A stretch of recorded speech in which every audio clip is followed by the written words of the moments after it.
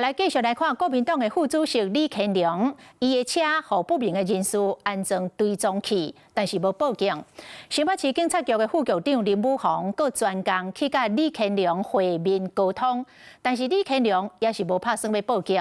啊，針對追蹤器這個代誌，國民黨講是總統賴清德做的，總統府是表示嚴正抗議。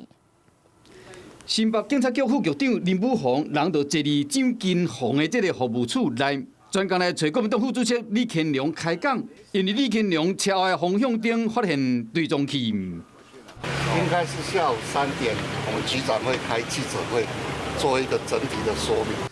主動拜訪，佮準備要對外說明，因為李乾龍佇去年11月做國民黨副主席後，依照新北警察局新聞稿寫講，11月份就予不明人士安追蹤器，也毋過第一時間無接到李副主席本人，也是委託人來報案。進一步問李副主席，針對這個事件，伊嘛是無要報案。就算新北副局長找上門，李乾龍的態度悠然無改變。沒事了，很久的事情了，已經。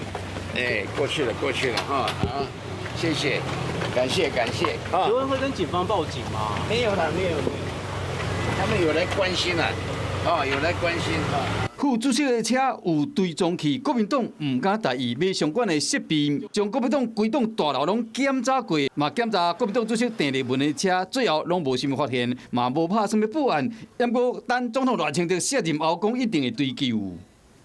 惡意的指控，總統府要表達嚴正的抗議，不法治的信任問題，還有對於被含沙射影的相關人員的清白，後提出報案和趕快做調查，讓真相可以水落石出。追蹤器以及李乾龍秘書長他接到的恐嚇信我們都保有證據。唔鬧安追蹤器，國民黨閣講李乾龍有受到恐嚇批，這一連串的事件，敢若是愈來愈大條。Hello， 我是蔣新梅。想要搶先掌握最及時的新聞資訊嗎？趕快訂閱、按讚、開啟小鈴鐺，鎖定華視新聞 YouTube 頻道。